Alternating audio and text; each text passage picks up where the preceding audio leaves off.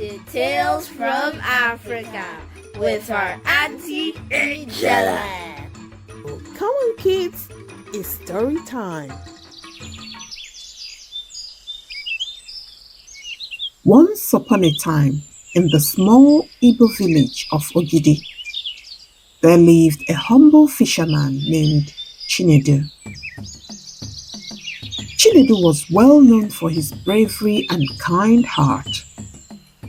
Every morning, before the sun rose, he would take his canoe and paddle across the calm waters of the River Nile to catch fish for his family and the village. The river was not just a source of food, but also a place filled with stories and secrets passed down by the elders. One day, while Chinedu was fishing, he felt something heavy tugging at the net. At first, he thought it was a big fish, but when he pulled it out of the water, he was shocked. It was not a fish, but a strange, shiny object. It was a golden statue, small but beautifully crafted, with markings that looked ancient. Chinedu has never seen anything like this before. He quickly wrapped it in his cloth and paddled back home, eager to show his wife, Adora. When Adora saw the statue, her eyes widened in surprise. "This is not an ordinary item," she said. "We should take it to Nze, the village elder. He will know what to do." Nze was a wise old man who knew the history and traditions of the land. He had always guided the people of Ogidi with his wisdom. The next morning, Chinedu and Adora took the statue to Nze. When Nze saw the artifact, he immediately recognized it as something ancient and powerful.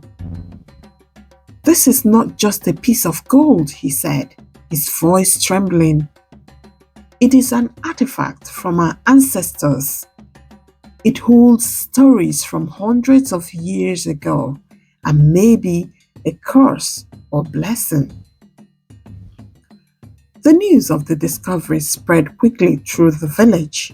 Some people were excited, while others were fearful, believing that disturbing such an object could bring trouble.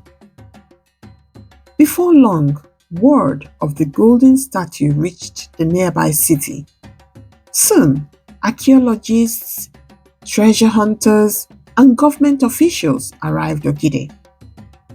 They wanted to study the artifact, claiming it belonged in a museum or that it held great historical value. A group of archaeologists, led by a man named Dr. Emeka, offered to buy the statue from Chinedu, but he refused. "This belongs to our people," Chinedu said firmly. "It is part of our history." Not everyone in the village agreed with Chinedu. Some thought they should sell the statue and use the money to build better houses, schools, and hospitals. Others felt it was better to keep the artifact hidden, fearing it might bring misfortune if taken away. The disagreement caused tension among the villagers who had lived in peace for many years. As the days passed, the village became divided. The treasure hunters tried to bribe Chinedu, offering him riches beyond his imagination, but he refused. "My people's heritage is not for sale," he said. However, the outsiders did not give up easily. They secretly began to plot ways to steal the statue, believing it was worth a fortune. One night, as Chinedu was guarding the statue, he heard whispers near his home. He looked out and saw two shadowy figures sneaking towards the hut. He immediately raised an alarm, and the villagers rushed out with their lanterns and sticks. The thieves ran away, but it was clear that they would return. The villagers realized they needed to protect what belonged to them. The next morning, Nze called a meeting in the village square. Our ancestors left us with this gift for a reason, he said.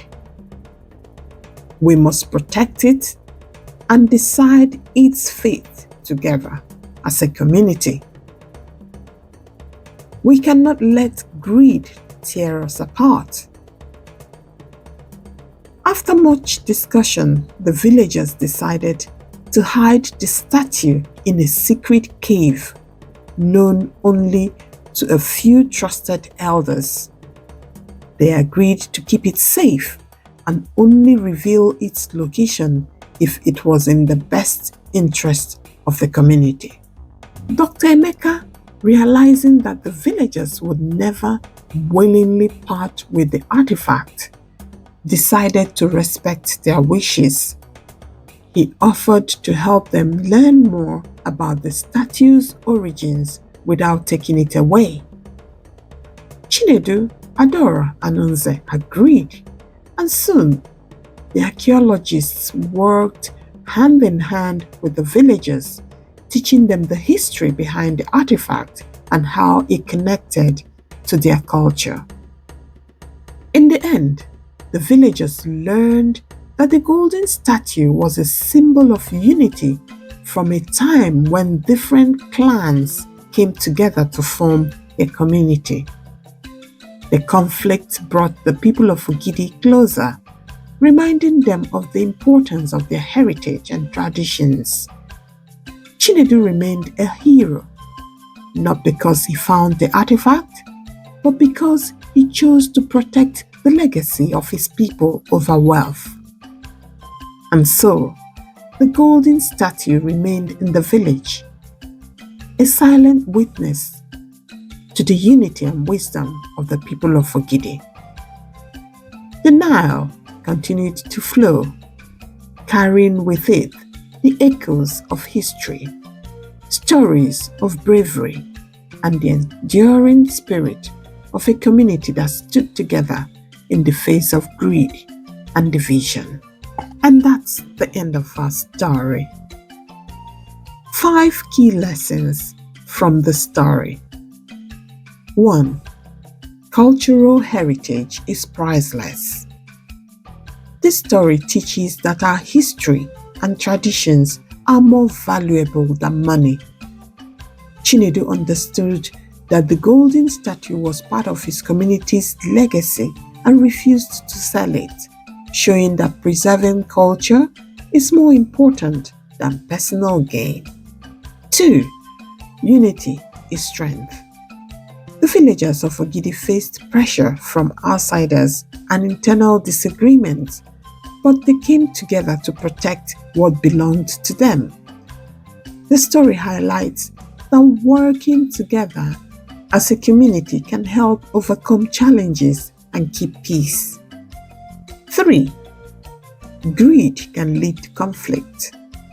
The tension between the villagers and treasure hunters shows how greed can create divisions and lead to trouble.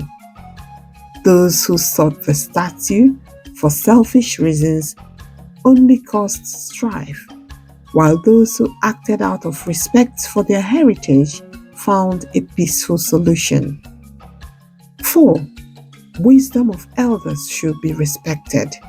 The character of Nze represents the importance of elders in guiding communities with their knowledge and experience. The villagers trusted his advice, which ultimately helped them to make the right decision about the artifact.